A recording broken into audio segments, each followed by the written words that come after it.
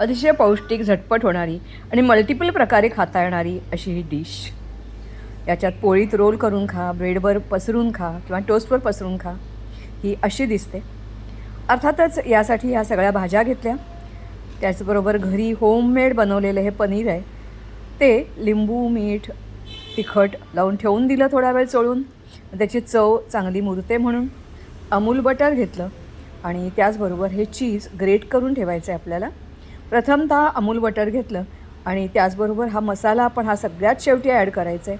अगदी सुरुवातीला जरा शिजायला वेळ लागतो म्हणून मका टाकला, मीठ घालून थोडा वेळ झाकण घालून ठेवून दिलं. मग क्रमाक्रमाने आधी प्रथम कांदा, मग मशरूम्स आणि मग इतर भाज्या घातल्या. चांगलं ढवळलं, मीठ घातलं, पाणी अजिबात घालायचं नाही आहे आणि ठेवून दिलं. तोवर चीज ग्रेट करून ठेवून दिलं. पनीर जे आहे ते आता चांगलं मुरलेलं असेल असं बघितलं आणि आता सगळ्यात शेवटी आपल्याला पनीर मिसळायचं आहे. पनीर मिसळलं, भाज्या शिजल्यानंतर हे पनीर मिसळलेलं आहे आणि 2 मिनिट झाकून ठेवा आणि चीज हे वरून पसरायचं आहे.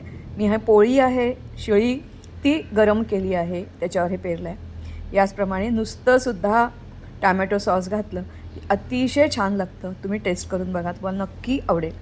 नैसर्गिकरित्या उगवलेले हे मशरूम्स आहेत आणि ह्या सगळ्या भाज्या खूप छान कॉम्बिनेशन, हेल्दी.